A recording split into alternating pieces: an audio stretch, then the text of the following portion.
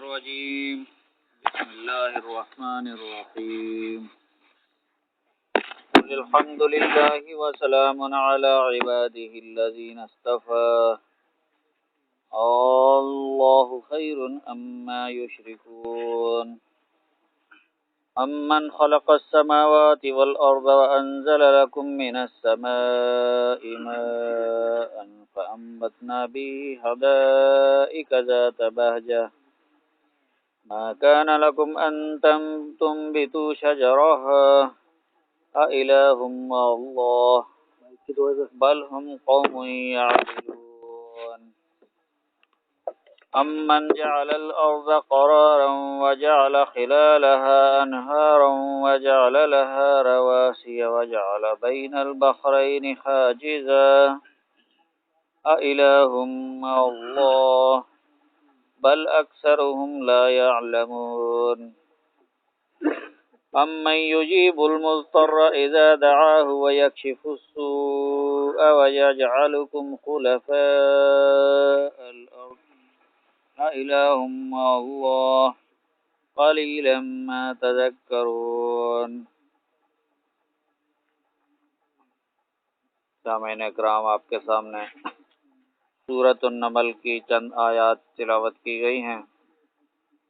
20واں پارہ ہے. سورۃ النمل مکی سورہ ہے، ہجرت سے پہلے نازل ہوئی، اور نمل عربی میں چونٹی کو کہتے ہیں. اس سورہ میں ذکر آیا اس واقعے کا کہ سلیمان علیہ السلام جب اپنے لشکر کو لے کے نکلے ہیں تو بہت بڑا لشکر ہوتا تھا ان کا،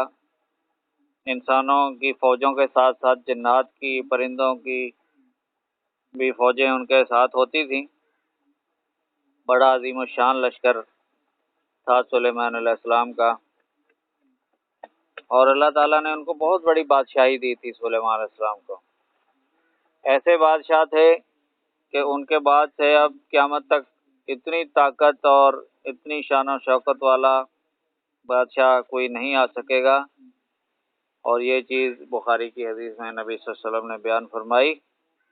کہ سلیمان علیہ السلام کو جو اتنی بڑی بادشاہی ملی تھی، اتنی بڑی طاقت اور فوجیں اور سلطنت ملی تھی، اور ایسی ایسی نعمتیں اللہ نے ان کو دی تھیں. ان کا تخت ہواؤں میں اڑتا تھا، جنات کے لشکر ان کے تابع تھے، پرندوں کے لشکر ان کے تابع تھے. جنات ان کے لیے ایسے ناممکن کام کرتے تھے جو انسانوں کے بس میں نہیں. بہت بڑے بڑے کام ان کے لیے کرتے تھے. طاقتور جن ان کے کنٹرول میں اللہ نے دیے تھے، اور پرندوں کی بولی وہ سمجھتے تھے، جانوروں کی بولی سمجھتے تھے. جانوروں اور پرندوں پہ ان کا حکم چلتا تھا، اور جانوروں پرندوں کے لشکر بھی ان کے سامنے حاضر رہتے تھے. لیکن معاملہ یہ ہے کہ جب ایک دفعہ لشکر ان کا چلا ہے، وہ لے کے نکلے ہیں، تو ایک میدان میں سے وہ گزرنے لگے تو وہاں اس میدان میں چونٹیاں تھیں، اور آپ کو پتہ ہے کہ چونٹی تقریباً زمین میں ہر جگہ ہی ہوتی ہیں، جگہ جگہ وہ بل بناتی ہیں اور ان کے بستیاں کالونیاں ہوتی ہیں. تو جب ان کا لشکر وہاں کسی چونٹیوں کے ایک بستی یا ان کے بل کے قریب پہنچا ہے تو ایک چونٹی نے دیکھا کہ لشکر آ رہا ہے ہماری طرف، تو وہ کہنے لگی کہ یا ایھا النمل ادخلوا فی مساکنکم اللہ یحتمنکم سلیمان وجنودہ وہم لا یشعرون، کہ اے چونٹیوں اپنے اپنے بلوں کے اندر داخل ہو جاؤ، اندر گھس جاؤ. ایسا نہ ہو کہ یہ سلیمان اور اس کا لشکر تمہیں اپنے پاؤں کے نیچے کچل ڈالیں اور ان کو خبر بھی نہ ہو. وہم لا یشعرون، اور ان کو پتہ بھی نہ چلے کہ ہمارے پاؤں کے نیچے چونٹیاں کچلی گئیں. اب آپ اس سے اندازہ لگائیں کہ اتنے بڑے بادشاہ ہیں وہ، اتنی بڑی طاقت اور فوجیں ان کو اللہ نے دی ہیں، لیکن علم غیب نہیں دیا. اب چونٹیاں اگر پاؤں کے نیچے آ کے کچلی جا رہی ہیں تو چونٹی یہ کہہ رہی ہے کہ ان کو پتہ نہیں لگے گا. چونٹی کا عقیدہ آپ دیکھیں کہ وہ بھی موحد تھی، اور ہر جانور، ہر پرندہ، ہر حشرات موحد ہی ہوتا ہے، شرک نہیں کرتا کبھی بھی. شرک صرف ایک انسان کرتا ہے اور جن کرتا ہے. دو جو با اختیار مخلوق اس کائنات میں اللہ نے بنائی اس دنیا پہ، انہی میں سے شرک کرتے ہیں، باقی کوئی مخلوق شرک نہیں کرتی، توحید کے اوپر عقیدہ رکھتی ہے اور توحید کے اوپر ایمان ہے ان کا۔ تو چونٹی نے بھی وہی بات کہی کہ سلیمان علیہ السلام کو پتہ ہی نہیں لگے گا، وہ عالم الغیب نہیں ہے، ان کو اتنا علم ہی نہیں ہے کہ ہمارے پیروں کے نیچے کیا جانور کچلا جا رہا ہے، کون سا حشرات کچلا جا رہا ہے، ان کو معلوم نہیں چلے گا۔ اور آج اور شروع میں بھی ہمارے یہ انسان کے لوگ انبیاء کے بارے میں کیا عقیدہ رکھتے ہیں کہ انبیاء عالم الغیب ہوتے ہیں، ان کو ہر چیز کا پتہ ہوتا ہے، ان کو ہر چیز کا علم ہوتا ہے۔ نبی صلی اللہ علیہ وسلم کے بارے میں خاص طور پہ ہماری اس امت کا ایک بہت بڑا گروہ یہ عقیدہ رکھتا ہے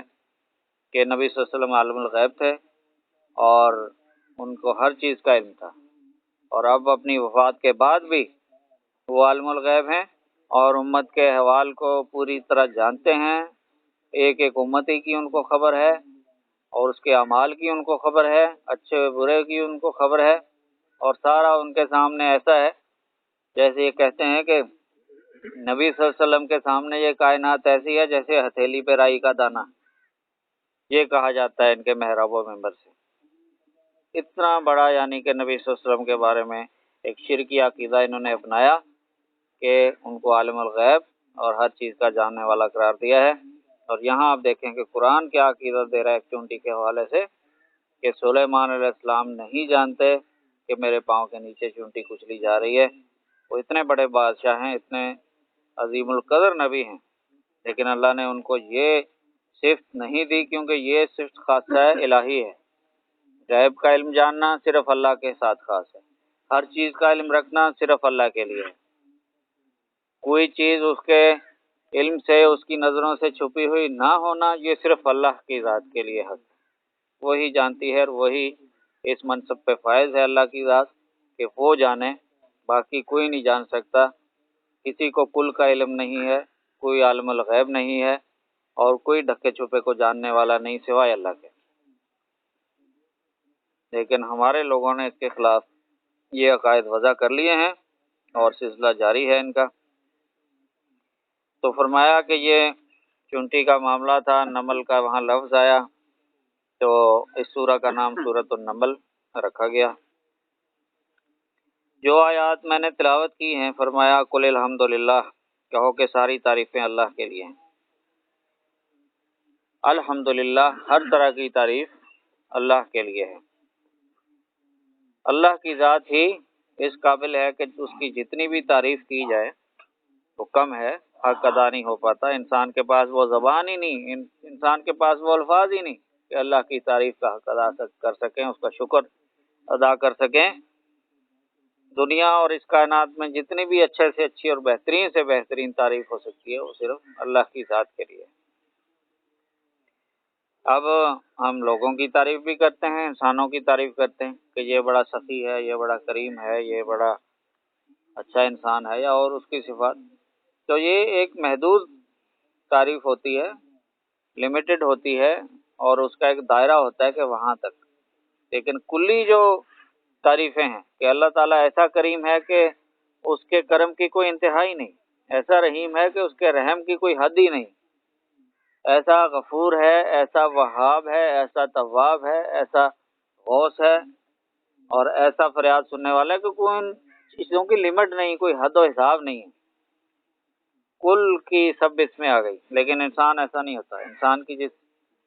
صفت میں بھی اس کو گنا جائے یا کوئی ذکر کیا جائے تو اس کی کوئی حدود ہوتی ہیں، کوئی لمٹس ہوتی ہیں، کوئی اس کا ایک دائرہ ہوتا ہے، لامحدود نہیں ہوتی۔ لامحدود اور کلی تعریف صرف اللہ کے لیے ہوتی ہے۔ اسی طریقے سے اللہ تعالیٰ کے یہ صفاتی نام ہیں، 99 نام قرآن میں تقریباً، بہت سارے نام تو آئے ہیں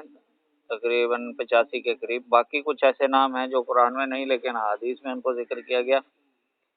تو یہ بھی اللہ کے صفات کے نام ہیں، اسماء الحسنی ان کو کہا گیا۔ اب اس میں بھی دیکھیں کیا ظلم کیا گیا ہے کہ قرآن کے شروع میں وہ اللہ کے ان اسماء الحسنی کو ذکر کرتے ہیں، یہ دیکھیں چھپا ہوا ہے ادھر، تو یہ اللہ کے اسماء الحسنی ہیں 99، اور یہ قرآن کے آخر میں پھر 99 نام لکھ دیے ہیں اور کہا کہ یہ محمد صلی اللہ علیہ وسلم کے نام ہیں۔ تو گویا کہ اللہ کو اور اس کے رسول کو یوں انہوں نے موازنہ کر دیا اور یوں مقابلے میں کھڑا کر دیا کہ جیسے اللہ کے یہ 99 صفاتی نام ہیں تو یہ کوئی مسئلہ نہیں ہے، ہمارے رسول کے بھی اتنے ہی گنتی کے پورے صفاتی نام برابر کر دیا۔ او ظالمہ، کچھ تو شرم کرو، کچھ توحید کا لحاظ کرو، کہاں اللہ اور کہاں اس کا بندہ رسول۔ فقولوا انی عبد فقولوا انی عبد اللہ و رسولہ، نبی صلی اللہ علیہ وسلم نے فرمایا کہ لا اطرونی کما اطرت النصارى عیسی ابن مریم، مجھے اس طرح میری شان نہیں بڑھانا کہ جیسے عیسائیوں نے عیسی ابن مریم کی شان بڑھائی تھی اور ان کو اللہ کا شریک کر دیا تھا۔ انی عبداللہ، میں اللہ کا بندہ ہوں، میں اللہ کا بندہ ہوں۔ فقولوا عبد اللہ و رسولہ، تو مجھے کہنا اللہ کا بندہ اور اس کا رسول،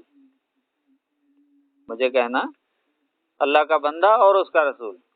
اور انہوں نے کیا کیا، 99 نام ادھر اللہ کے، ادھر 99 نام قرآن کے آخر میں نبی صلی اللہ علیہ وسلم کے۔ مسجد میں داخل ہو تو محراب کے اس طرف یا اللہ اور الٹی طرف یا محمد،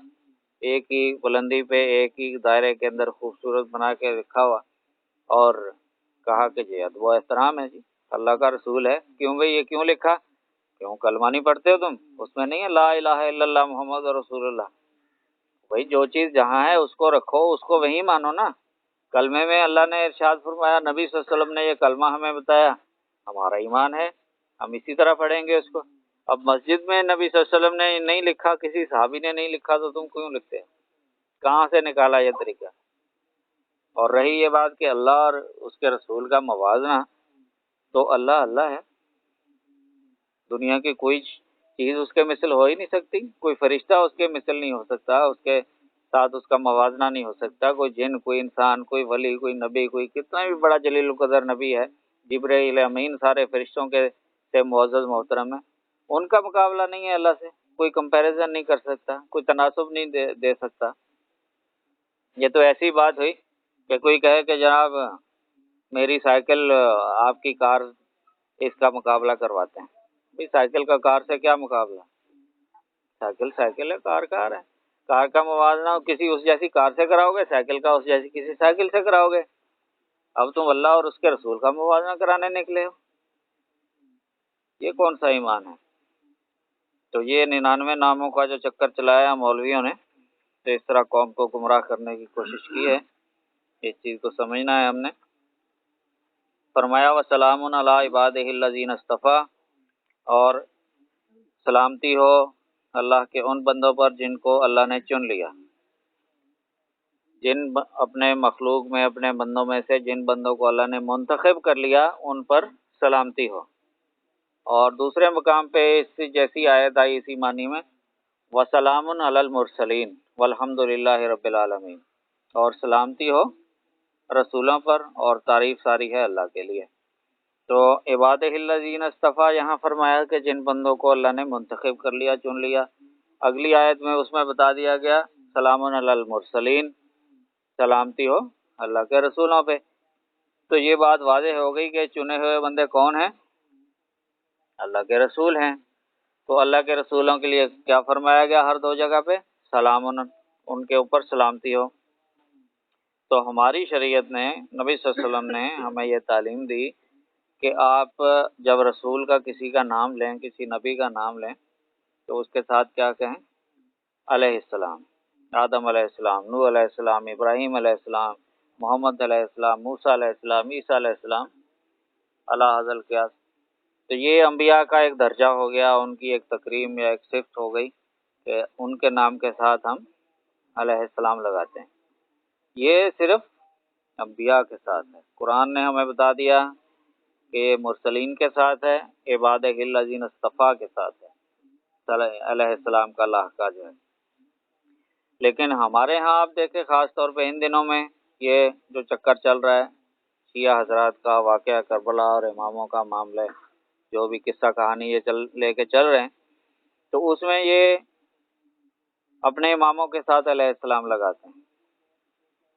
بولتے ہیں، تقریروں میں بولتے ہیں، ان کی کتابوں میں لکھا ہوا ہے، زبان زد خاص و عام ہے، علی علیہ السلام، حسین علیہ السلام، حسن علیہ السلام، امام حسن عسکری علیہ السلام، امام جعفر علیہ السلام، سنا ہے آپ نے، اچھی طرح سنا ہوگا، کتابوں میں بھی ان کے لکھا ہوا ہے، اور ہمارے سنیوں کی کتابوں میں بھی لکھا ہوا ہے، اور ہمارے سنی مولوی بھی تقریر میں یہی الفاظ استعمال کرتے ہیں ان کے لیے۔ تو بتائیں، قرآن نے جو ایک صفت اور ایک جو بڑائی انبیاء کے ساتھ رکھی ہوئی، ایک درجہ رکھا تھا ان کا کہ یہ ان کا گریڈ ہے اور ان کا یہ درجہ ہے کہ ان کے ساتھ آپ علیہ السلام لگائیں، تو انہوں نے ایسا پروپیگنڈا کیا اور ایسی سنیوں کے اندر بھی یہ چیز پھیلا دی کہ اپنے سارے اماموں کے ناموں کے ساتھ یہ وہ لفظ، وہ صیغہ جو صرف انبیاء کے ساتھ خاص تھا، ان کے ساتھ لگا دی۔ تو اس سے بڑی سازش اور کیا ہوگی؟ اس طرح غیر محسوس طریقے سے ہمارے سنی بھی وہ ان کے دام میں مبتلا ہوئے ہیں، دام فریب میں، اور تقریر و تحریر میں اس کا استعمال عام ہے، ان دنوں زیادہ سننے کو مل رہا ہوگا۔ تو یہ قرآن کے خلاف ہے، یہ سارا معاملہ قرآن کے خلاف چل رہا ہے، قرآن کی بات کا مذاق اڑایا جا رہا ہے، اور ایک درجہ جو صرف انبیاء کے لیے دیا گیا تھا انہوں نے غیر نبی کے لیے بھی اس کو جاری کر دیا۔ امام چاہے کتنے ہی عبادت گزار ہوں، نیک ہوں، پرہیزگار ہوں، وہ نبی کے درجے کو نہیں پہنچ سکتے۔ نبی اللہ منتخب کرتا ہے، اللہ اس کو معصوم بناتا ہے، گناہوں سے پاک رکھتا ہے، نبی اللہ کی حفاظت میں ہوتا ہے، نبی پہ اللہ کی وحی آتی ہے۔ اماموں کے لیے ان میں سے کچھ بھی نہیں ہے، نہ کوئی امام معصوم ہوتا ہے، نہ کسی امام پہ وحی آ سکتی ہے، اور نہ کوئی امام اللہ کا منتخب کرتا ہوتا ہے۔ لیکن یہ ساری چیزیں یہاں ہمارے ہاں چل رہی ہیں، اماموں کا معصوم بھی کہا جاتا ہے، اور جملہ جو ہے وہ یہ رائج ہے، امام معصومین، ائمہ معصومین، ائمہ معصومین تقریر و تحریر میں ان کا استعمال ہوتا ہے، اور کہا جاتا ہے کہ اماموں کو اللہ نے منتخب کیا، جو ان کے 12 امام یا 6 امام، بہت سارے فرقے ہیں، کوئی 6 اماموں کو مانتا ہے، کوئی 12 کو، کوئی 7 کو، کوئی 12 سے بھی آگے 14 کو مانتا ہے۔ بہرحال جتنے بھی جو مان رہا ہے وہ کہتا ہے کہ سب اللہ نے بنائے۔ یہاں اللہ فرما رہا ہے کہ اللہ نے انبیاء کو چنا اور ان کو منتخب کیا، یہ کہتے ہیں نہیں، اور بھی آگے سلسلہ چل رہا ہے، اماموں کو بھی اللہ نے چنا ہے، منتخب کیا ہے، اور جب اللہ نے چنا اور منتخب کیا ہے تو خود ایک گنتی پہ تو متفق ہو نہیں سک رہے تمہارا کوئی اثنا عشری فرقہ ہے 12 امامہ والا، کوئی جو ہے 6 والا ہے، 6 کو مانتا ہے، کوئی 7 والا ہے، یہ جو اسماعیلی ہیں 6 کو مانتے ہیں، فاطمی 7 کو مانتے ہیں، اور یہ مادم والے 12 کو مانتے ہیں، خود تو متفق ہو نہیں، اور پھر کہتے ہو کہ اللہ نے ان کو بنایا تھا۔ اگر اللہ نے بنایا تھا تو ان میں سے ایک کا بھی جو انکار کرے گا وہ تو کافر ہو گیا، تو ایمان سے اسلام کے دائرے سے نکل گیا، اور تم سارے فرقے ہی ہیں، جتنے ہیں، اثنا عشری ہیں، فاطمی ہیں، اور اسماعیلی ہیں، آغا خانی ہیں، سب کوئی کہتے ہو نہیں ہمارے شیعہ ہیں، سارے مومن ہیں۔ مومن کا لفظ اپنے لیے چالو کیا ہے نا، کہ مومن صرف ہیں ہی شیعہ پورے مسلمانوں میں، اور سارے جو ہے ایمان سے خالی ہیں۔ تو یہ سارا ہی سازش جو ہے رچائی گئی ہے، اور اس حوالے سے آپ دیکھیں کہ یہ جو دن چل رہے ہیں عشرہ محرم جس کو کہا جاتا ہے، تو اس میں آپ ایک چیز دیکھیں گے کہ سبیل عام ہے، سبیلیں لگائی ہوئی ہیں گلی کوچوں میں، نکڑ پہ، کناروں میں، اور ہر محلے میں، پھر حلیم بھی گھوٹی جا رہی ہے۔ آپ کو میں چیلنج دیتا ہوں کہ آپ ایک طرف سے نکلیں کسی بستی میں، گاؤں میں یا شہر میں، اور سروے کریں، اور اس کے بعد لسٹ بنائیں کہ کتنی سبیلیں جو ہیں سنیوں نے لگائی ہوئی ہیں اور کتنی شیعوں نے لگائی ہیں، کتنی حلیم کی دیگیں سنی گھوٹ رہے ہیں اور کتنی شیعہ گھوٹ رہے ہیں۔ رزلٹ آپ کے سامنے یہ نکلے گا کہ جناب 70% جو ہے اس میں سنی ہے سبیل لگانے والے اور حلیم گھوٹنے والے میں، 30% شیعہ ہیں صرف۔ دیکھیں کیسا انہوں کو لائن پہ لگایا انہوں نے اپنی، فنکشن شیعوں کا، کام شیعوں کا، یہ دن شیعوں کے، سارا معاملہ شیعوں کا، اور کر کون رہا ہے؟ سنی۔ حلیم سب سے زیادہ کون گھوٹ رہا ہے؟ سنی۔ سبیلیں لگا کے کون کھڑا ہوا ہے؟ سنی۔ تو اس طریقے سے انہوں نے یہ سازش رچائی ہے، اور یہ غیر اللہ کی نظر و نیاز کے زمرے میں آتا ہے۔ اللہ نے فرمایا انما حرم علیکم المیتۃ والدم ولحم الخنزیر وما اہل بہ لغیر اللہ، کہ اللہ تعالیٰ نے تم پر مردار اور خون اور سور کا گوشت اور ہر وہ چیز جو اللہ کے سوا کسی اور کے نام پکاری جائے حرام کر دی ہے۔ تو یہ سبیل کہتے ہیں نہیں، اس میں کیا ہے؟ میں کہتا ہوں شہروں میں، یہاں شاید گاؤں میں بھی ہوگا، شہر میں جو بھی سبیل لگائی ہے، وہ ٹینٹ لگایا ہے یا کچھ، تو ایک بینر بھی وہاں اوپر لگا ہوتا ہے، سبیل امام حسین، کسی پہ لکھا ہوا ہے سبیل سکائے سکینہ، سبیل امیر حمزہ، سبیل فلاں، باقاعدہ نام لکھا ہوا ہے اللہ کے علاوہ کسی اور کا، اور نیچے وہ پتیلا یا پانی کی ٹینکی شربت رکھ کے وہ پلا رہے ہیں، اور پھر کہہ رہے ہیں نہیں اس میں غیر اللہ کی کون سی بات ہے؟ بھائی یہ اوپر بینر پڑھ لو، یہ اللہ ہے یا غیر اللہ ہے جو لکھا ہوا ہے؟ ظاہر ہے اللہ نہیں ہے، اللہ کے علاوہ غیر ہے، مخلوق کا کسی بندے کا نام لکھا ہوا ہے، تو پھر کیسے غیر اللہ نہیں ہوئی؟ اور کیسے ہوتا ہے غیر اللہ؟ باقاعدہ بینر لگا کے وہ پلا رہے ہیں کہ یہ فلاں کے نام کی ہم یہ کر رہے ہیں۔ حلیم پوچھو، حلیم کس کے نام کی؟ کیا ہے بھئی یہ اماموں کے نام کی حلیم بول رہے ہیں، اماموں کے نام کی حلیم، امام حسین کے نام کی حلیم۔ تو یہی ہے وما اہل بہ لغیر اللہ، کہ اللہ کے سوا آپ نے کسی اور کا نام اس پہ نسبت کر دیا، اس پہ آپ نے کہہ دیا کہ یہ فلاں کا ہے، تو یہ ہے غیر اللہ کی نیاز۔ سیدھی سی تعریف ہے اور سیدھا سا مطلب ہے۔ پھر اس میں یہ کہنا کہ نہیں یہ تو صرف ذبح کرنے کے وقت کا ہے کہ جو اللہ کے سوا کسی اور کے نام ذبح کیا جائے وہ حرام ہے، اور بھائی اس آیت میں یہ الفاظ ہی نہیں ہیں وما اہل بہ لغیر اللہ، جو اللہ کے سوا کسی اور کے نام پکار دیا جائے، یہ حلال والا اہل نہیں ہے، یہ دو چشمی ہا والا اہل ہے، ہلال جو چاند کو ہلال کہتے ہیں وہ والا لفظ ہے، اس کے معنی ذبح کے تو ہیں ہی نہیں، اس کے معنی ہے پکارنے کے، آواز لگانے کے، نسبت دینے کے، آواز بلند کرنے کے، پکار دینے کے، یہ معنی ہے لغت میں لکھے ہوئے ہر جگہ۔ تو ہر وہ چیز کھانے پینے کی ہو یا کوئی اور چیز ہو جس کی نسبت کسی اللہ کے ماں سوا کسی مخلوق، کسی بندے، انسان، ولی، نبی، پیر، شہید کی طرف دے دی جائے، وہ سب وما اہل بہ لغیر اللہ میں داخل ہو جاتا ہے، اور اس کا کھانا پینا حرام اور اس کو کرنا شرک ہے۔ قرآن نے 4 جگہوں پہ ان 4 چیزوں کو حرام قرار دیا ہے۔ دیکھیں قرآن کا اعجاز کہ ٹوٹل گنتی کریں تو چیزیں 4 ہیں،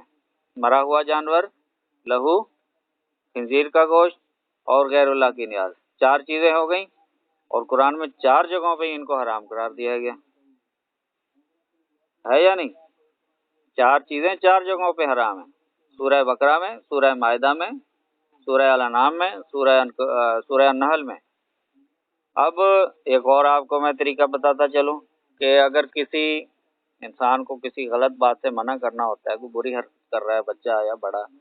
تو اس کو ایک دفعہ وارننگ دیتے ہیں کہ بھائی آئندہ تم یہ کام نہیں کرنا، لیکن وہ کچھ دن بعد پھر وہی حرکت کر دیتا ہے، تو اس کو پھر ہم ڈانٹتے ہیں، وارننگ دیتے ہیں، تنبیہ کرتے ہیں کہ بھائی دیکھو دوسری دفعہ تم نے کر دیا ہے، آئندہ نہیں تمہیں چھوڑیں گے ہم، آئندہ یہ حرکت نہیں ہونی چاہیے۔ اب پتہ لگا کہ دوسری دفعہ جب اس کو وارننگ دی جاتی ہے تو کہا جاتا ہے کہ لاسٹ وارننگ ہے یہ آپ کے لیے، 3 وارننگ ہوتی ہیں عام طور پہ، تیسری دفعہ اگر تم نے یہ کر دیا تو پھر تمہیں سزا ملے گی اور نہیں معاف نہیں کیا جائے گا۔ اب وہ تیسری دفعہ بھی کر دیتا ہے، تو پھر کیا ہوتا ہے کہ وہ منع کرنے والا اس کو چپاٹ مارتا ہے یا جو بھی اس کا کرنا ہے علاج دوسرے طریقے سے پھر اس کو سمجھاتا ہے جو زبان سے نہیں سمجھتا۔ تو لیکن قرآن نے آپ دیکھیں 3 دفعہ نہیں 4 دفعہ منع کیا۔ اللہ تعالیٰ کتنا غفور الرحیم ہے، کتنا لمٹ دے رہا ہے، کتنی ڈھیل دے رہا ہے، کتنی چھوٹ دے رہا ہے انسان کو، کہ تم لوگ تو تیسری دفعہ پہ اینڈ کرتے ہو، ہم چوتھی دفعہ بھی منع کر رہے ہیں۔ چوتھی دفعہ منع کرنے کے بعد بھی اگر جواب کرے گا تو پھر تو اس کے لیے معافی کی اور تلافی کی کوئی گنجائش نہیں نا، اس کا تو معاملہ ختم ہو گیا، سرے کو پہنچ گیا۔ تو بہرحال دیکھیں اللہ تعالیٰ نے اس غیر اللہ کی نظر و نیاز سے اس انداز سے قرآن میں 4 مقامات پہ منع کیا، اور ہماری قوم ہے کہ منع ہو ہی نہیں رہی۔ آپ دیکھ لیں سال بہ سال بڑھتا جا رہا ہے، ہر سال اس میں نئی رونق، نیا اضافہ، نئی ترقی، نئی جدت آتی جا رہی ہے۔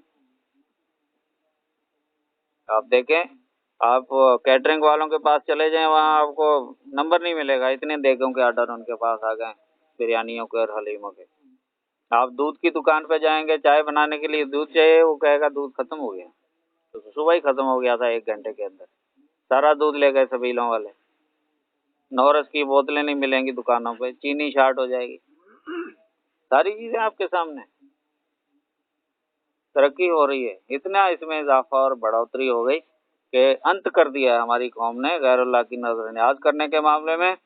اور شرک کرنے کے معاملے میں۔ شیعوں نے تو کالے کپڑے پہننے ہی ہیں، ہمارے سنی بھی سوٹ سلوا لیتے ہیں، چلو یار کالا جوڑا سلوا لیتے ہیں، وہ بھی پہن کے گھوم رہے ہیں۔ جلوس نکل رہا ہے ماتم کا، وہ شیعہ تھوڑا بہت پیٹ رہے ہیں، جو بھی کرائے پہ لائے ہوئے ہیں یا جو ہیں، سارے سنی کھڑے ان کو دیکھ رہے ہیں، کوئی چھتوں پہ کھڑا ہے، کوئی کھڑکی پہ کھڑا ہے، کوئی گیلری میں کھڑا ہے، کوئی سڑک کے کنارے کھڑا ہے،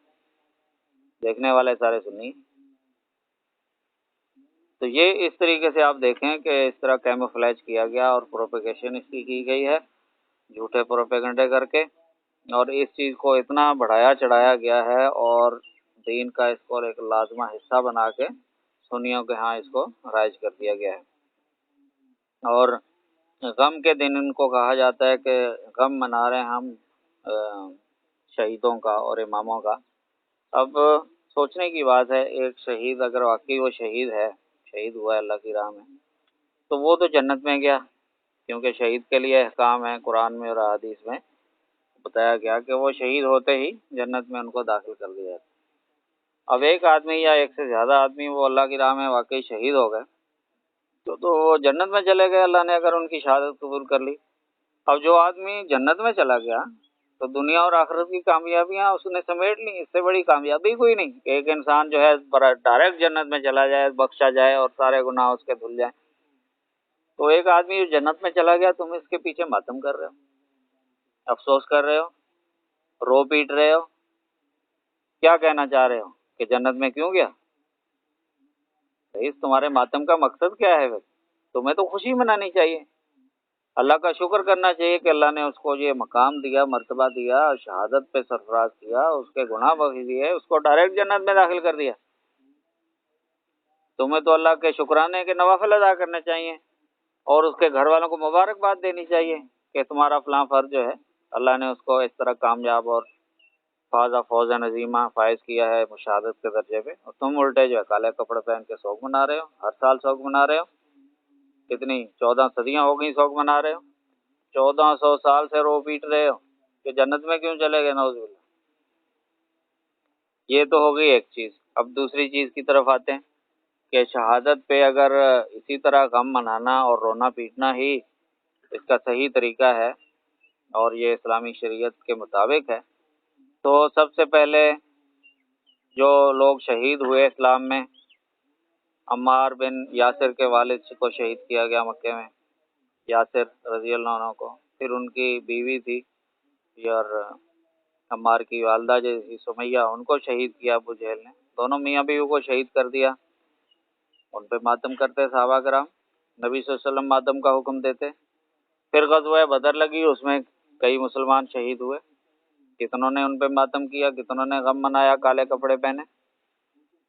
پھر غزوہ احد میں اس سے زیادہ صحابہ شہید ہوئے، کتنے ماتم ہوئے، آج تک کو کسی نے کوئی ان پہ ماتم کیا یا کرتا ہو ہر سال؟ چیز لاؤ دکھاؤ تو ہم بھی بولیں ہاں بھی یہ واقعی شریعت میں اس طرح ہے کرنے کا، اور تو ہم بھی کریں۔ یہ ہو گئی دوسری چیز کہ یہ طریقہ غم منانے کا اور ان پہ رونے پیٹنے کا یہ اسلامی شریعت میں ہمیں نہیں ملتا، اور یہ طریقہ نبی صلی اللہ علیہ وسلم کا اور صحابہ کرام کا نہیں ہے۔ اب آتے ہیں تیسرے پوائنٹ کی طرف۔ تیسرا پوائنٹ یہ ہے کہ جب واقعہ کربلا ہوا تو اس وقت تقریباً 1 درجن صحابہ زندہ تھے، موجود تھے، اور ان میں 4 مشہور صحابہ تھے جن کا یعنی کہ نام نامی ہے اور ان کا ایک مقام ہے اس امت کے اندر، حدیث کے حوالے سے، کسی کا تفسیر کے حوالے سے۔ وہ ہیں عبداللہ ابن عمر رضی اللہ عنہ، جو حدیث کے حوالے سے ان کا ایک مقام ہے اور بہت بڑے عالم تھے، حلقہ اثر تھا ان کا، اور عبداللہ ابن عباس ہیں، ان کا نام ہے قرآن کی تفسیر کے حوالے سے، کہ اگر کوئی قرآن کی آیت کے بارے میں کسی کو کوئی مشکل پیش آ رہی ہے تو کہتے تھے عبداللہ ابن عباس سے جا کے پوچھیں، تفسیر میں سند تھے وہ اس وقت کے صحابہ میں اور تابعین میں۔ وہ موجود ہیں، زندہ ہیں۔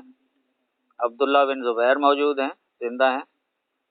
یہ بھی مشہور صحابی تھے، زبیر بن عوام کے بیٹے، نبی صلی اللہ علیہ وسلم کے رشتہ داروں میں ہیں۔ اور ابو بکر رضی اللہ عنہ کے یہ جو ہے نواسے ہیں وہ زندہ ہیں، اور اس کے بعد عبداللہ ابن مسعود زندہ ہیں، فقہ کے اندر ان کا ایک نام ہے، اور نبی صلی اللہ علیہ وسلم نے ان کے لیے دعا فرمائی تھی کہ اللہ ان کو دین میں سمجھ عطا فرما، اور دین میں ایسی سمجھ اللہ نے ان کو دی نبی صلی اللہ علیہ وسلم کی دعا قبول فرما کے کہ مشکل سے مشکل دین کا مسئلہ لوگ ان سے جا کے پوچھتے تھے اور اس کا حل بتاتے تھے قرآن و حدیث کی روشنی میں۔ ایسے بہت بڑے فقیہ تھے، وہ زندہ موجود ہیں۔ یہ 4 صحابہ، ان کو عبادلہ کہا جاتا ہے، ایک ان کے لیے ٹائٹل بنایا گیا عبادلہ، یہ چاروں عبداللہ، اتفاق سے چاروں کے نام ہی عبداللہ ہیں۔ یہ زندہ موجود ہیں واقعہ کربلا کے وقت۔ ان میں سے ایک بھی حسین کے ساتھ شامل نہیں ہوا کہ واقعی آپ دین کے بچانے کے لیے قربانی دے رہے ہو، دین نعوذ باللہ تباہ ہو رہا ہے، ختم ہو رہا ہے، یزید نے بیڑا غرق کر دیا، ستیہ ناش کر دیا، چلو ہم بھی تمہارے ساتھ چلتے ہیں، جہاد کے لیے نکلتے ہیں یزید کے خلاف۔ ان میں سے کوئی ایک ساتھ شامل نہیں ہوا، اور بلکہ 2 صحابہ کے حوالے سے ہمیں بخاری میں مل رہا ہے، ایک کا بخاری میں آ رہا ہے اور ایک دوسری کتابوں میں حوالہ میں دے دیتا ہوں۔ بخاری میں ہے کہ عبداللہ ابن عمر نے اپنے خاندان والوں کو جمع کیا اور فرمایا کہ مجھے یہ اطلاعات پہنچی ہیں کہ کچھ لوگ یزید کی بیعت سے انکار کرنا چاہ رہے ہیں اور بغاوت کرنا چاہ رہے ہیں ان کے خلاف، تو دیکھو ہم نے یزید کے ہاتھ پہ بیعت کی ہے اللہ اور اس کے رسول کے لیے، اور میں نہیں دیکھتا کوئی ایسی بڑی چیز کہ جس کی وجہ سے یزید کی بیعت کو توڑا جائے، تو لہٰذا میرے خاندان میں سے جو ان کی بیعت سے انکار کرے گا میں اس سے بری ہوں، کیونکہ میں نے نبی صلی اللہ علیہ وسلم سے یہ سن رکھا ہے کہ آپ صلی اللہ علیہ وسلم نے فرمایا کہ قیامت کے دن ہر عہد شکن اور باغی کے لیے ایک جھنڈا گاڑا جائے گا، اور دور سے لوگ اس کو دیکھ کے پہچانیں گے کہ یہ شخص جو ہے باغی تھا، عہد توڑا تھا اس نے۔ تو میں اس میں شامل نہیں ہونا چاہتا، میں الگ ہوں اس معاملے سے۔ یہ بخاری لائے ہیں اس کو کتاب الامارہ میں، یہ بات آئی۔ اور دوسری بات ہے مسند البزار میں آیا ہے یہ روایت، اور معجم الاوسط للطبرانی اس میں ملے گی کہ جب حسین نے قصد کیا کہ وہ کوفے کی طرف جائیں اور وہاں جا کے علم بغاوت بلند کریں، یزید کی بیعت کے خلاف اعلان کریں اپنی خلافت کا، تو عبداللہ ابن عباس کو پتہ لگا، یہ بھی میں پہلے ذکر کر چکا ہوں کہ بہت مشہور صحابی تھے، تفسیر کے امام ہیں صحابہ میں، تو یہ آئے ہیں حسین کے پاس اور آ کے کہا کہ دیکھو حسین، اگر مجھے یہ یقین ہو کہ میرا ایسے کرنے سے تم باز آ جاؤ گے اس پروگرام سے، اس ارادے سے، تو میں یہ بھی کروں کہ تمہارے سر کے بال پکڑ کے کھینچوں اپنی طرف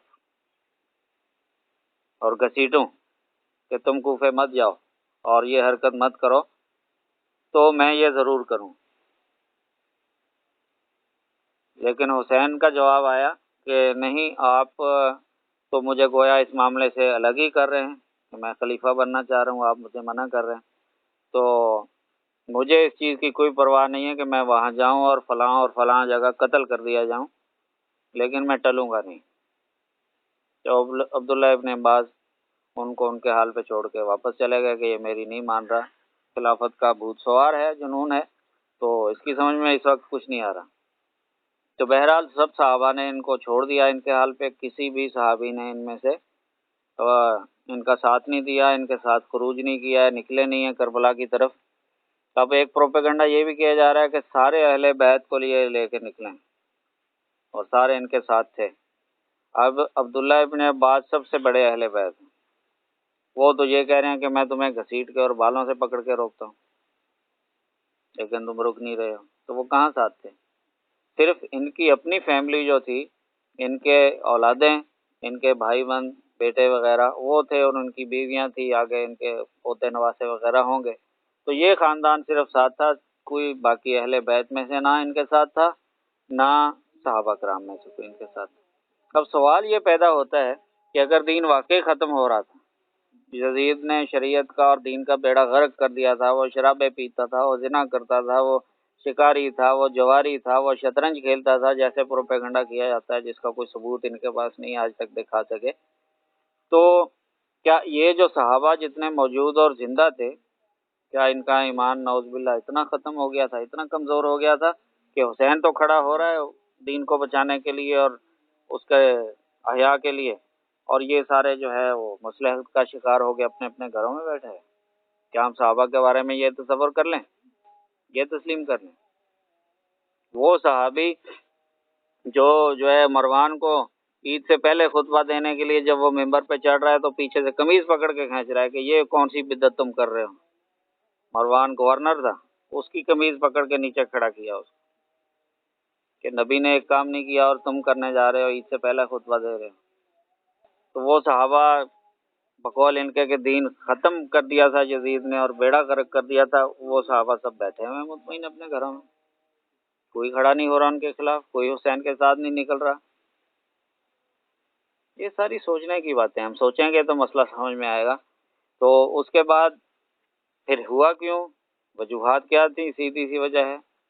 کوفے والے شروع سے سازشی تھے، انہوں نے سازش رچانی تھی، انہوں نے حکومت کے خلاف گڑبڑ کرنے کے لیے کوئی نہ کوئی پوائنٹ ان کو ہر زمانے میں چاہیے تھا۔ اس وقت انہوں نے حسین رضا کو اکسایا اور ان کو ورغلایا، سبز باغ دکھائے، دھوکے میں لیا کہ آپ ہمارے پاس آ جاؤ، ہم آپ کو خلیفہ بنائیں گے، آپ کے دائیں بائیں لڑیں گے اور آپ کے ایسی فوجیں مہیا کریں گے کہ یزید تو اس کا مقابلہ بھی نہیں کر سکتا، آپ آؤ تو صحیح ہمارے پاس۔ اب ہر انسان میں یہ چیز ہوتی ہے کہ کچھ مجھے شہرت ملے، بڑائی ملے، یہ ایک انسانی خاصہ ہے۔ وہ اگرچہ صحابی تھے لیکن ان چیزوں میں مبرہ تو نہیں تھے،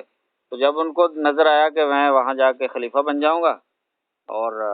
شہرت ہوگی، میری حکومت ہوگی، میرا آرڈر چلے گا، تو وہ بھی اس غلط فہمی میں مبتلا ہو گئے، چل پڑے کربلا کی طرف، کوفے کی طرف۔ اب رستے میں ہی ان کو یہ اطلاع پہنچی کہ آپ کے جو نمائندہ آپ نے پہلے بھیجا تھا مسلم بن عقیل وہاں کے حالات کی خبر لینے کے لیے، تو اس نے یہ غلطی کر بیٹھا، جا کے دیکھا کہ بہت سارے جتھے جمع ہو گئے، جیسے ہی وہاں پہنچے 2-4 دن کے اندر ہزاروں افراد ان کے دائیں بائیں آ گئے، تو انہوں نے بغیر حسین کی اجازت کے اور بغیر ان کے مشورے کے انہوں نے اعلان کر دیا یزید کی خلافت توڑنے کا اور اپنی حکومت قائم کرنے کا۔ جیسے ہی اعلان کیا تو وہاں کی جو انتظامیہ تھی، فوج پولیس، ابن زیاد گورنر تھا، اس نے وہ حرکت میں آیا کہ یہ کیا ہو رہا ہے، شہر میں شورش ہو رہی ہے اور بغاوت اور سول نافرمانی شروع ہو گئی ہے، اور انہوں نے پھر کافی وہاں شورش بھی مچائی، خود ان کی کتابوں میں لکھا ہوا ہے کہ اس نے جو ہے گورنر ہاؤس پہ بھی حملہ کر دیا اپنے جتھے کو ساتھ لے کے مسلم بن عقیل نے، اور سرکاری خزانے پہ حملہ کیا، بیت المال پہ، اور سارا لوٹ لیا، لوٹ کے وہ بانٹ کے لے گئے سارا دولت نکال کے وہاں سے۔ تو ظاہر ہے پولیس فوج نے اپنی رٹ تو قائم کرنی ہے، ابن زیاد نے حکم دیا پکڑو ان کو بھی، کون ہے یہ، ان کی سرکوبی کرو۔ پولیس فوج گلیوں میں اتری اور ان کو پکڑنا شروع کیا، جتنے ان کے حواری تھے سب بھاگ گئے، وہ ہزاروں کا مجمع تھا۔ خود وہ شفیع اکاڑوی جیسے کہتا ہے تقریر میں کہ جب وہ پیچھے مڑ کے دیکھا مسلم بن عقیل نے تو کوئی بھی نہیں، سارے بھاگ گئے پولیس کو دیکھ کے، فوج کو دیکھ کے، اپنے اپنے گھروں میں۔ جتنے دعوے انہوں نے کیے تھے اور وعدے دلائے تھے کہ ہم جان قربان کر دیں گے، ہم یہ کر دیں گے اور نثار ہو جائیں گے، سب ختم۔ مسلم بن عقیل اکیلے، پولیس نے آ کے ان کو پکڑا اور ابن زیاد نے ان کو قتل کروا دیا، کیونکہ شورش کا معاملہ تھا، بغاوت کا جرم تھا، اور بغاوت کے جرم میں یہی سزا اسلامی شریعت میں لکھی ہے، جو حکومت کے خلاف بغاوت کرے، فساد پھیلائے، فتنہ برپا کرے، اس کو قتل کر دو۔ اب ان کو قتل کر دیا گیا، اور ادھر اس وقت ٹیلی فون اور ایس ایم ایس کا زمانہ تو تھا نہیں، شاید اسی وجہ سے آج یہ اس کا بدلہ لے رہے ہیں کہ آج بھی فون بند کر دیتے ہیں ان دنوں میں۔ تو اب حسین کو اطلاع کیسے پہنچے؟ تو ظاہر ہے کوئی وہ گھوڑے پہ چڑھا ہوگا، خچر پہ وہ چلا تو پہنچا ہوگا 1-2-4 دن میں قافلے کے پاس۔ وہاں جب وہ انہوں نے جا کے اطلاع دی خبر دینے والے نے کہ صاحب کوفے میں تو یہ ہو گیا، کہاں جا رہے ہیں آپ؟ وہ تو سارا ختم ہو گیا، جتنے آپ کو وعدے دلائے تھے، جتنے انہوں نے دعوے کیے تھے، سب ختم، ہوا ہو گئے، سب بھاگ گئے چھوڑ کے، اور مسلم بن عقیل کو قتل کر دیا گورنمنٹ نے۔ تو آپ دیکھ لو اب کیا کرنا ہے۔ حسین وہیں رکے اور سوچا کہ یہ تو سارا معاملہ جو منصوبہ تھا، کہتے ہیں بم ہاتھ میں پھٹ گیا، تو سارا تو ملیا میٹ ہو گیا سارا پروگرام، اب کیا کیا جائے؟ تو اب ان کو اپنی جان کی فکر ہوئی کہ گورنمنٹ ساری اس چیز کی تحقیقات کرے گی کہ کوفے میں شورش کیوں ہوئی، اس کے پیچھے محرکات کیا ہیں، لوگ کون ہیں، کس نے کرایا، کس کا کتنا حصہ ہے، انکوائریاں چلیں گی، تو میرے اوپر بھی بات آئے گی کہ سب میری وجہ سے ہو رہا تھا۔ تو اب حسین نے یہ سوچا کہ معاملے کا کچھ اور حل نکالا جائے، تو انہوں نے کہا کہ ٹھیک ہے، میں یزید کے پاس جاتا ہوں اور جا کے خود اس سے مل بیٹھ کے بات چیت کے ذریعے سے معاملات طے کر لیتا ہوں۔ اب کوفے والوں کو جب یہ خبر پہنچی کہ صاحب یہ تو اب ادھر مڑ رہے ہیں، دمشق کی طرف منہ کر لیا انہوں نے بجائے کوفہ آنے کے، تو وہ آ کے بھی ان کو کہنے لگے کہ ہمارے خط آپ دے دیں، جو 70,000 80,000 خط لکھے تھے، بوریاں بھری ہوئی ساتھ یہ لے کے جا رہے تھے، وہ ایک تحریری ثبوت تھا اور حسین رضی اللہ عنہ کی صفائی کا ایک وہ ذریعہ بھی تھا کہ اگر یزید پوچھتا کہ آپ نے کیوں کیا، تو انہوں نے ایک خط دکھانے تھے کہ صاحب میں نے نہیں کیا، یہ آپ کے کوفے والے تھے، انہوں نے اکسایا تھا اور یہ خط لکھے تھے مجھے۔ تو کوفے والوں نے کہا صاحب وہ ہمارے خط ہمیں واپس کر دیں۔ حسین بھی معاملے کی نزاکت کو سمجھ گئے کہ اگر یہ خط میں نے ان کو دے دیے تو میرے پاس تو کوئی ثبوت نہیں رہے گا کہ میں کیوں کوفے آ رہا تھا، اور ان کو یہ ڈر لگ رہا تھا کوفے والوں کو کہ ان خطوں میں تو سب کا لکھا ہوا ہے، یہ خط کس نے لکھا تھا، وہ خط کس نے لکھا تھا، سب کے نام لکھے ہوئے ہیں، یزید ایک ایک کو پکڑے گا اور سزا دے گا۔ بڑا مسئلہ کھڑا ہو گیا، تنازع ہو گیا حسین میں اور کوفے والوں میں، تو یہ خط دینے کے لیے تیار نہیں تھے، وہ بضد تھے کہ نہیں خط دیے بغیر آپ آگے نہیں جا سکتے۔ اب رات ہو گئی تو انہوں نے آخر چارہ کار کے طور پہ یہ سمجھا کہ سارے معاملے کو ثبوت مٹانے کے لیے تلف کر دیا جائے اور کچھ یعنی جارحانہ انداز اختیار کیا جائے، حسین ایسے تو نہیں دے رہے یہ خط وغیرہ واپس، تو اگلا سٹیپ جو ہوتا ہے اس پہ جائیں ہم۔ اگلا سٹیپ پھر انہوں نے یہ کیا کہ خیموں کو آگ لگا دی، تو جتنے خطوں کی بوریاں تھیں وہ سب جل گئیں، اور ان کے مرد جتنے تھے وہ بھی ظاہر نکلے ہوں گے اپنا دفاع کرنے، مقابلہ کرنے، تو وہ چند ایک ہی تھے، زیادہ نہیں تھے، اور کوفے والے زیادہ آئے تھے، انہوں نے ان کو سب کو قتل کر دیا۔ قتل کرنے کے بعد وہ بھاگ گئے رات کی تاریکی میں، بلوائی جیسے حملہ آور ہوتے ہیں، انون کون تھا کون نہیں تھا وہ پتہ ہی نہیں لگا، نہ کوئی گواہ نہ کوئی دیکھنے والا ان کو، وہ واپس بھاگ گئے اپنے شہر میں۔ اب صبح کو جو ہے یزید کی فوجوں کو وہاں کوفے میں یہ پتہ چلا ابن زیاد کو کہ رات کچھ ایسا معاملہ ہوا ہے، وہاں واقعہ ہوا ہے، تو پھر اس نے اپنے سپاہی بھیجے ابن زیاد نے کہ جاؤ دیکھ کے آؤ معاملہ کیا ہوا ہے، کیا واقعہ ہوا۔ تو سپاہی جب آئے ہیں تو دیکھا کہ خیمے جلے ہوئے ہیں، راکھ پڑی ہوئی ہے، اور عورتیں اور بچے بیٹھے ہیں بے آسرا۔ تو وہاں پھر ابن زیاد کی فوجوں نے ان بچوں اور عورتوں کو اپنی حفاظت میں لیا، لے کے ابن زیاد کے پاس گئے ہیں۔ ابن زیاد نے پھر ان کو پروٹوکول کے حفاظت کے ساتھ یزید کے پاس بھیجا ہے، یزید نے ان کا ادب احترام کیا ہے، ان کو کچھ دن اپنے پاس مہمان رکھا، ان کے کھانے پینے کا بندوبست کیا ہے، اور پھر ایک دستہ ان کے ساتھ حفاظت کا لگایا اور ان کو مدینے پہنچایا ہے، اور ہر ایک ان میں سے فرد کو 30 ہزار اشرفیاں دی کہ راستے کا خرچہ ہے اور یہ تمہارا ازالہ ہو جائے۔ اب اگر واقعی یہ یزید نے کیا تھا، یہ پروٹوکول کیوں دے رہے ہیں؟ اس کو تو چاہیے تھا کسی بہانے سے جو بچے تھے ان کو بھی قتل کرا دیتا یا جیل میں ڈال دیتا۔ تو یہ ہے سارا معاملہ، یہ سارا واقعہ ہے۔ اب رہا یہ ماتم اور سینہ کو بھی اور یہ رونا دھونا کس لیے ہو رہا ہے، تو اصل حقیقت بیچ میں یہی ہے جو چھپی ہوئی ہے، اور کبھی کبھی یہ مان بھی جاتے ہیں کہ سارا کچھ کوفے والوں نے کیا تھا، حسین کو شہید بھی کوفے والوں نے کیا۔ اب اس پہ ان کو پچھتاوا ہے، افسوس ہے، اس پہ رونا دھونا ہے، ماتم ہے، سینہ کو بھی پانی والا کیا اور چکر ہے، دریا والا کچھ بھی نہیں ہوا، پانی بند کر دیا کچھ تھا، پانی بند کر دیا اور 3 دن تک یہ رہا اور وہ رہا۔ اب اس میں آپ یہ لگائیں کہ آج میں آپ کے سامنے بیٹھا ہوا ہوں 2018 میں، اور میں آپ کو کہوں کہ 1918 میں انڈیا میں یہ ایک واقعہ ہوا تھا، ایسے ہوا تھا، ایسے ہوا، اور لڑائی ہوئی اور فلاں قتل ہوا، فلاں اس طرح ہوا، پورا کہانی آپ کو سنا دوں تو کیا آپ مجھ سے پوچھو گے نہیں کہ آپ 100 سال کے بعد یہ کہانی جو سنا رہے ہو آپ کو کس نے سنائی؟ آپ کو وہاں دیکھا ہوگا کسی نے، اس نے بتائی، یا کس ذریعے سے آپ تک پہنچی ہے نا؟ اگر میں بولوں نہیں کوئی ذریعہ نہیں ہے، بس میں بتا رہا ہوں آپ مان لو، تو آپ کیا مانو گے میری بات کو؟ اب واقعہ کربلا کی پوری حقیقت یہی ہے کہ یہ ابو مخنف راوی جو ہے، جس نے کتاب لکھی واقعہ کربلا، سب سے پہلے اس نے اس کو کمپائل کیا اس واقعے کو، وہ پورے 100 سال کے بعد پیدا ہوا ہے واقعہ کربلا کے، پورے 100 سال کے بعد پیدا ہوا ہے۔ اب اس نے جو کہانی لکھی، کتاب لکھی ہے، اس میں کسی راوی کی اس نے سند نہیں دی، کوئی اس نے ذریعہ نہیں بتایا کہ اس تک یہ بات کیسے پہنچی،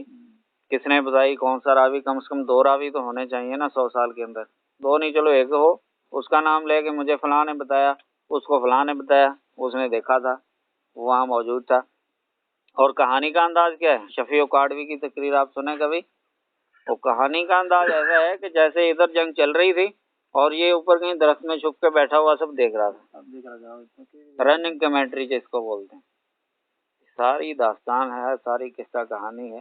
نبی صلی اللہ علیہ وسلم کے احوال تو ہم تک اس طرح محفوظ پہنچے نہیں ہیں، اس میں راویوں نے کتنی گڑبڑ کر دی، کتنے ضعیف ہیں، کتنے جھوٹ بولنے والے، کتنے گھڑنے والے۔ اور واقعہ کربلا جو ہے منوان وہ ایز اٹ از، اس میں یعنی کہ کوئی نہ تبدیلی ہوئی ہے، نہ کسی سند کی ضرورت، نہ کسی روایت کی ضرورت، وہ سینے سے لگا لیا ہم نے کہ ہاں واقعی ایسا ہی ہوا۔ 3 دن تک جو ہے وہ دریا یوں بہہ رہا تھا اور بیچ میں فوجیں کھڑی تھیں اور ان کے بچے جو ہے ذرا ایک ایک قطرہ پانی کو ترس رہے تھے، اور پانی مانگنے کے جواب میں تیر آ کے فلاں کے حلق میں لگ رہا تھا، نیزہ فلاں کو چبھ رہا تھا، اور تلوار یوں چمک رہی تھی۔ بالکل ایسے ہی یہی بتایا جاتا ہے نا، تو پھر لوگوں کا رونا دھانا ختم نہیں ہوتا۔ او بھائی یہ ساری واقعات کس سند سے آپ کو پہنچے ہیں؟ کوئی بھی واقعہ ہو سند سے ہوتا ہے، جو آنکھوں دیکھا نہ ہو تو اس کے لیے ذریعہ سورس سند کی ضرورت ہوتی ہے، راوی کی ضرورت ہوتی ہے، وہ ہے نہیں اس میں ابو مخنف کی کتاب میں بیچ میں۔ تو ظاہر سی بات ہے سارا گھڑا ہوا بنایا ہوا ہے، اس طرح جذباتی انداز میں اس کو بنایا گیا ہے کہ لوگ جو ہے جوگ در جوگ اس پہ روئیں اور جذبات کا اظہار کریں۔ اس سے بڑی شہادت جو ہے کہتے ہیں کہ شہید مظلوم ہے۔ عثمان رضی اللہ عنہ جو ہے مسلمانوں کے بادشاہ ہیں، خلیفہ ہیں، اور ان کی خلافت جو ہے 4 بر اعظموں میں تھی، 4 بر اعظموں میں خلیفہ تھے وہ۔ افریقہ میں ان کی حکومت، ایشیا میں ان کی حکومت، یورپ تک ان کی حکومت چلی گئی تھی، یہ قسطن دنیا کے کچھ علاقے ان کے آ گئے تھے قبضے میں۔ تو 3 بر اعظموں کے وہ خلیفہ ہیں، اور سارے مسلمان حج کرنے چلے گئے مکے، اور پیچھے بلوائیوں نے 7 دن تک ان کے مکان کا گھیرا کیے رکھا،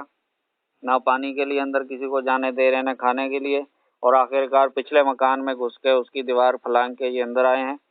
اور عثمان رضی اللہ عنہ تلاوت کر رہے ہیں۔ آ کے ان کے سر پہ سریے مارے، راڈیں ماری، تلواریں چلائیں، ڈنڈے مارے، خون جو ہے وہ قرآن پہ گرا ہے، قرآن کے نسخے پہ۔ ان کی بیوی نائلہ آگے بڑی بچانے کے لیے، ان پہ تلوار ماری، انگلیاں کٹی ہیں۔ تو اس طرح ان کو شہید کیا گیا۔ کس کو شہید کیا گیا؟ 3 بر اعظموں کا خلیفہ ہے مسلمانوں کا، اس کو شہید کیا 7 دن کے محاصرے کے بعد۔ تو زیادہ مظلوم شہادت تو ان کی ہوئی۔ اس طرح شہید کیا گیا کہ کوئی پیرے والا بھی نہیں، کوئی بچانے والا بھی نہیں، کوئی مدد کرنے والا بھی نہیں۔ اور حقیقتاً یہ واقعہ حقیقت ہے کہ اسی طرح ہوا، سند کے ساتھ آ رہا ہے۔ اس پہ تو نہ کوئی سنی ماتم کر رہا ہے، نہ کوئی شیعہ ماتم کر رہا ہے، نہ کوئی غم منا رہا ہے، نہ کوئی عشرہ مجالس ہو رہی ہیں، نہ کوئی کالے کپڑے پہن رہا ہے۔ اور جہاں معاملہ اس سے بالکل ہی مختلف ہے، خلافت کا معاملہ تھا کہ بادشاہی مل جائے گی مجھے اور ایک شہر پہ میری بھی حکومت ہو جائے گی، اس وہ تحریک سے نکل رہے ہیں، اور آگے جا کے وہی لوگ جو بلا رہے تھے ان کو الٹا وہی قتل کر دیتے ہیں۔ وہاں یہ 14 صدیوں سے رونا دھونا چلا آ رہا ہے اور چلتا رہے گا میرے خیال میں۔ اللہ تبارک و تعالی ہم سب کو حق بات کو سمجھنے اور اس کو قبول کرنے کی توفیق اور ہمت عطا فرمائے۔ آمین و قول قولی واستغفر اللہ لی و لکم۔